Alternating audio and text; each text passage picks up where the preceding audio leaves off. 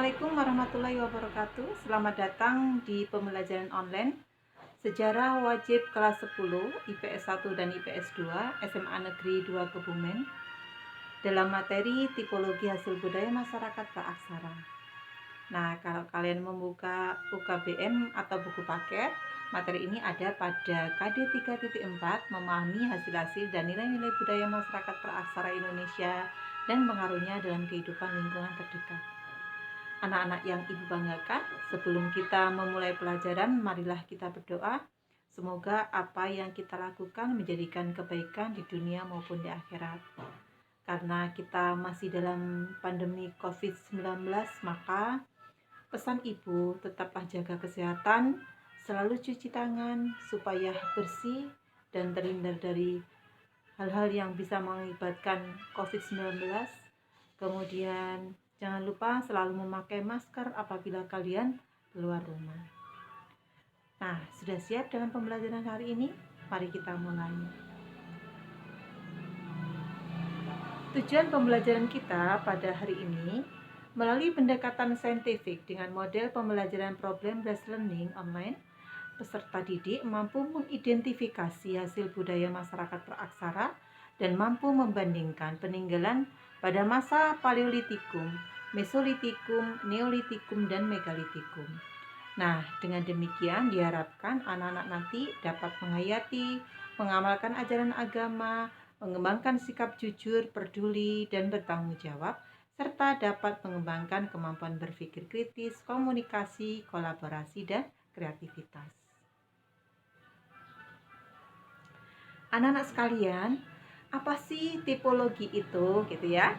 Tipologi itu adalah ilmu yang mempelajari benda-benda sesuai dengan karakternya. Jadi ilmu ini nanti bisa menentukan usia dari peninggalan sebuah benda. Nah, sekarang yang kita bahas bagaimana tipologi peninggalan masyarakat praaksara. Di layar, Ibu tampilkan tipologi hasil budaya masyarakat praaksara. Perlu kalian ketahui, masa praaksara, pra itu sebelum, aksara itu tulisan. Jadi masa praaksara itu sebelum manusia mengenal tulisan. Maka kalau kalian tahu mereka tidak mengenal tulisan, apa yang mereka tinggalkan pada kita? Tentu saja peninggalan yang bukan berupa tulisan. Nah, peninggalan yang bukan berupa tulisan kira-kira apa anak-anak? Iya, berupa benda dan berupa apa? Cerita lesan. Nah, tipologi hasil budaya masyarakat praaksara itu dapat dilihat dari coraknya dan dapat dilihat dari hasil budayanya. Kalau dilihat dari coraknya, kita nanti membedakan menjadi 3, yaitu masa berburu mengumpulkan makanan, masa bercocok tanam, dan masa perundagian. Sementara dilihat dari hasil budayanya, jadi dilihat nanti dari peninggalan arkeologinya, dapat dibedakan menjadi 2, yaitu zaman batu dan zaman logam. Nah, kalau Ibu jelaskan satu persatu, nanti dilihat dari coraknya, maka kehidupan masyarakat praaksara, tipologi benda-benda atau budaya kehidupannya itu dibedakan menjadi berburu mengumpulkan makanan, bercocok tanam, dan perundagian. Kita lihat tabel berikut. Nah, di sini ditampilkan tabel perbedaan masa Paleolitikum, Mesolitikum, Neolitikum, dan zaman logam. Ya. Nah, pada masa Paleolitikum, yaitu zaman batu tua, benda-benda yang mereka tinggalkan berupa atau berbentuk flekes. Flekes itu alat-alat kecil, ya, alat serpih untuk merobek, ya. Kemudian alat dari tulang atau chopper, atau disebut batu penetak. Pada masa Mesolitikum, benda-benda atau peninggalan budayanya terdiri dari gambar di dinding atau di langit-langit gua. Kemudian ada flekes, jadi budaya flekes sebelumnya masih mereka pakai. Kemudian alat-alat dari tulang masih mereka pakai, dan ada pebble atau kapak Sumatera. Nah, kebudayaan batu selanjutnya ada masa Neolitikum.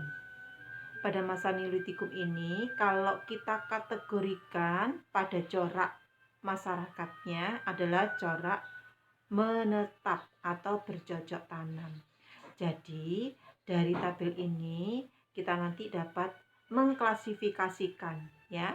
Zaman Paleolitikum dan Mesolitikum nanti bisa dikategorikan ke dalam corak kehidupan masyarakat berburu dan mengumpulkan makanan. Sementara pada masa bercocok tanam, yaitu masa Neolitikum, ini merupakan satu periodisasi. Nah, kebudayaannya pada masa Neolitikum ini adalah kebudayaan benda-benda yang terbuat dari batu tetapi sudah halus dan bervariasi. Mengapa demikian? Karena pada masa ini masuk budaya perundagian atau budaya pertukangan. Nah, budaya pertukangan atau perundagian ini nanti berkembang benda-benda yang terbuat dari logam. Sementara di bidang kepercayaan, mereka sudah mulai mengembangkan kepercayaan animisme. Nah, visualisasi dari kepercayaan animisme ini nanti diwujudkan dalam bentuk bangunan-bangunan besar yang dikenal dengan budaya megalit. Nah, di situ Ibu tunjukkan benda-benda peninggalan megalit, yaitu ada menhir, dolmen, keranda, kubur batu ya. Kemudian punden berunda dan lain-lain ya. Nah, bagaimana Bu tipologi dilihat coraknya? Tadi kan dilihat dari arkeologinya atau dari bentuk benda peninggalannya. Nah, sekarang kita lihat dari corak kehidupannya. Dilihat dari corak kehidupannya, tadi kan dibedakan menjadi berburu dan mengumpulkan makanan ya. Kemudian bercocok tanam dan menetap, serta perundagian. Pola pada masa berburu dan mengumpulkan makanan, mereka hidupnya masih tergantung oleh alam. Kemudian kehidupan sosial, mereka berkelompok dan nomaden. Nomaden itu berpindah-pindah. Alat-alatnya apa saja? Ada kapak perimbas, ada kapak penetak, kapak genggam, kemudian ada alat serpi, flekes, alat-alat dari tulang. Nah, di bidang kepercayaan, mereka mengenal konsep kekuatan di luar kekuasaan manusia. Nah, kemudian di bidang seni, ini berkembangnya pada masa mereka mulai menetap atau semi nomaden. Semi nomaden apa? Mereka kadang menetap, kadang pergi, menetapnya di goa-goa. Nah, mereka meninggalkan lukisan-lukisan di tembok goa ya. Kemudian ketika mereka hidup pada corak menetap dan bercocok tanam, mereka menghasilkan makanan sendiri. Jadi mereka sudah bisa bercocok tanam dan menghasilkan makanan sendiri. Di bidang sosial, mereka sudah punya hubungan antar kelompok dan sudah menetap. Alat-alatnya banyak sekali, ada beling persegi, kapak lonjong, mata panah, gerabah, dan perhiasan. Nah, pada saat ini anak-anak, mereka mulai mengenal pemujaan roh nenek moyang yang Ibu jelaskan di depan tadi atau di pembelajaran minggu kemarin, yaitu konsep kepercayaan yang diwujudkan dengan visualisasi benda-benda dan kepercayaan akan roh nenek moyang. Muncullah budaya bangunan megalit atau bangunan batu besar. Nah, pada bangunan megalit ini biasanya dikaitkan untuk pemujaan ya. Kemarin Ibu jelaskan pada pembelajaran minggu kemarin bahwa mereka percaya bahwa benda itu punya kekuatan. Contohnya apa, anak-anak? Ya, kemarin kalian pernah menyampaikan ada contoh yang masih dipakai oleh masyarakat sekarang ya. Misalnya kalau ada orang meninggal ya, ibu-ibu sering memberikan glio bengle ya. Glio bengle itu empon-empon yang nanti diusapkan di telinga anak yang masih kecil. Harapannya anak tadi terhindar dari sawan atau roh-roh halus atau roh-roh jahat yang mengganggu mereka. Mereka percaya bahwa glio bengle itu punya kekuatan untuk menolak roh jahat ya. Kemudian pada masa perundagian, corak masa perundagian atau pertukangan. Polanya mereka sudah menghasilkan alat-alat pertukangan di mana pada kehidupan sosial mereka sudah mengenal hubungan antar kelompok yang lebih besar ya. Pada masa ini mereka sudah membentuk desa-desa atau kelompok-kelompok pedukuhan ya. Alat-alatnya terbuat dari perunggu. Ingat-ingat perundagian ini pada masa pertukangan alat-alatnya terbuat dari logam. Di antaranya ada logam perunggu ya, besi, diawali dengan perunggu, ada peninggalan nekara perunggu, kapak perunggu ya, bejana perunggu, arca dan lain-lain. Nah, konsepnya masih meninggalkan konsep masa lalu, yaitu konsep animisme, dinamisme, dan totemisme. Totemisme itu apa, Bu? Percaya akan kekuatan binatang ya.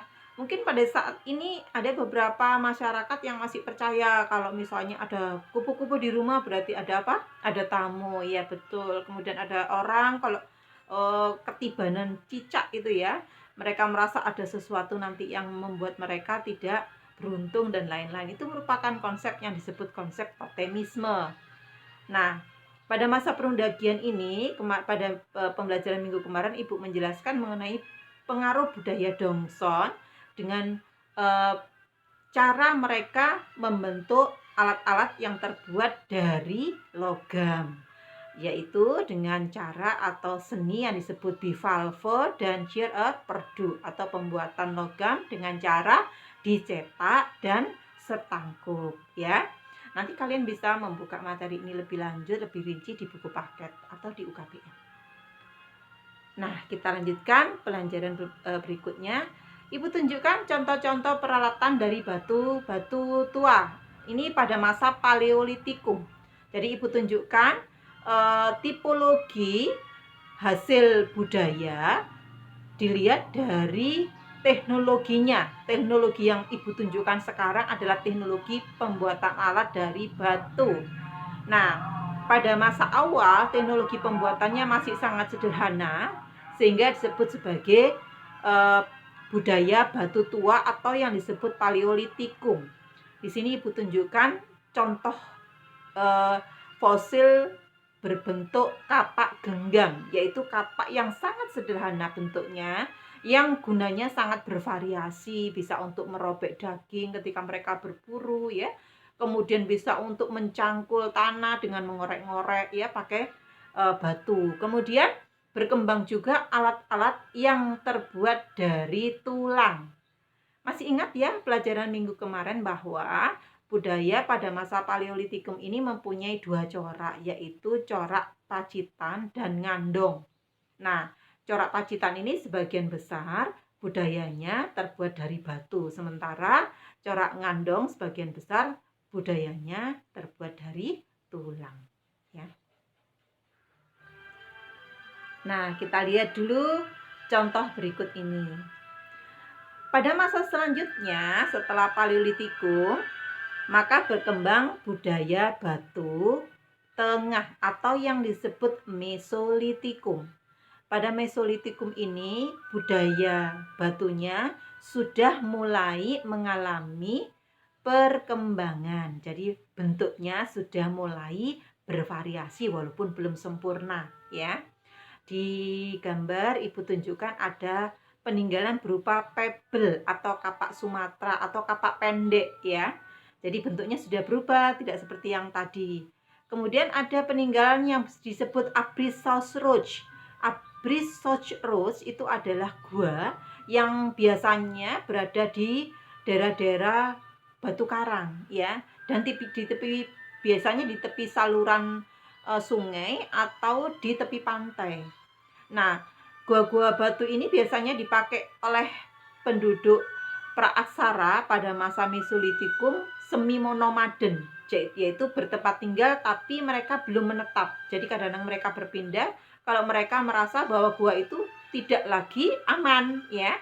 Kemudian mereka meninggalkan apa? Tadi Ibu sudah menjelaskan bahwa karena mereka belum mengenal tulisan, maka peninggalan yang mereka turunkan pada kita adalah bentuknya bukan tulisan, melainkan benda. Apa bendanya, Bu? Nah, itu Ibu tunjukkan lukisan cap tangan pada dinding gua.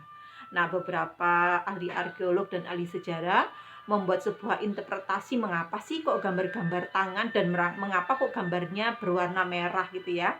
Nah, konsep-konsep yang digambarkan pada interpretasi gambar ini adalah bahwa warna merah itu pada saat itu kemungkinan adalah warna yang ditakuti oleh binatang. Contohnya api gitu ya. Api itu kalau mereka menggunakan api unggun atau sedang menyalakan api, maka binatang buas itu takut untuk mendekat.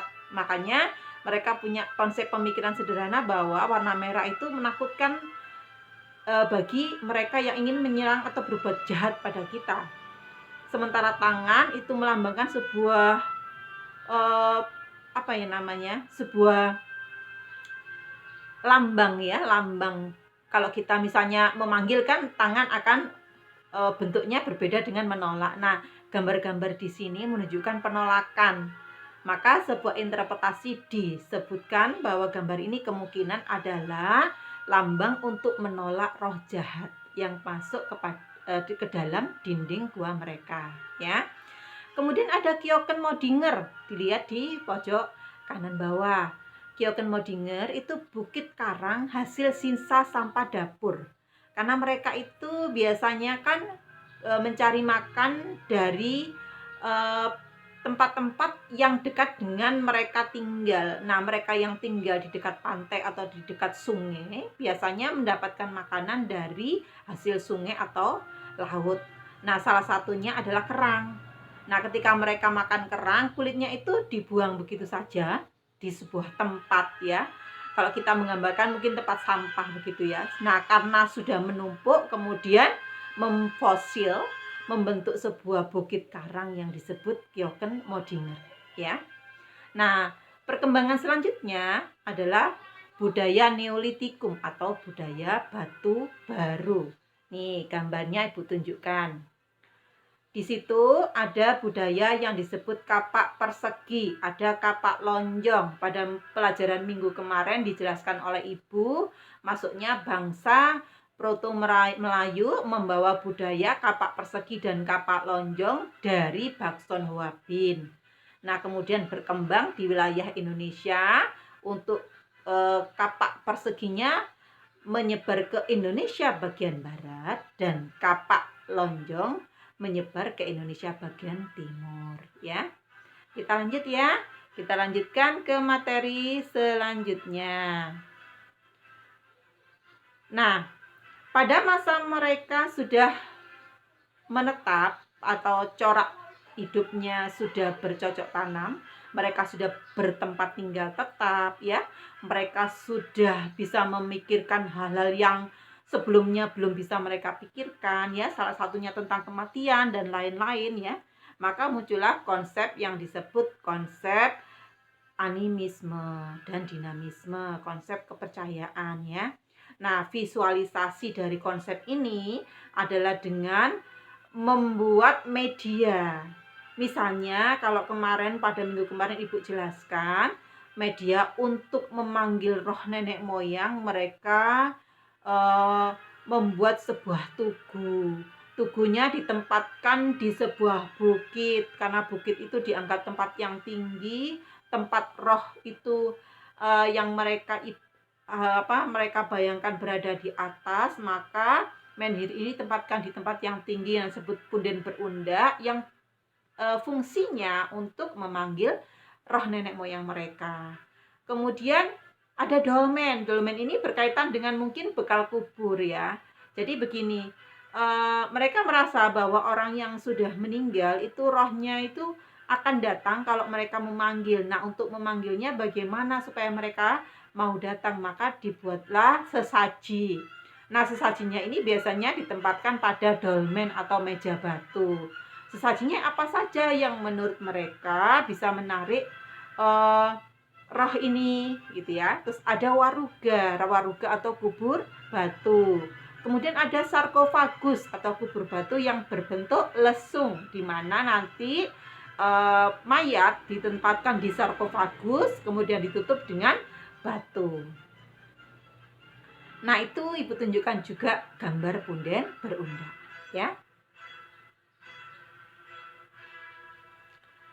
Nah,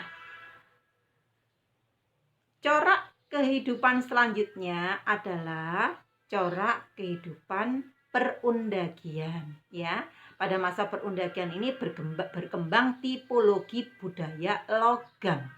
Nah, ini adalah contoh tipologi budaya logam yang terdiri dari nekara dan moko, seperti yang Ibu jelaskan kemarin ya. Di pembelajaran yang kemarin ada moko, ada nekara yang pada masa-masa terdahulu dipakai oleh orang-orang di Nusa Tenggara dan Bali sebagai mas kawin, ya. Kemudian ada kapak corong dan kapak sepatu. Ini terbuat dari logam, biasanya ada 2 tipe, yang sederhana itu untuk bekerja, tapi yang bentuk dengan bagus, dengan hiasan, dengan ukiran biasanya untuk pemujaan. Kemudian ada arca perunggu, ada bejana perunggu.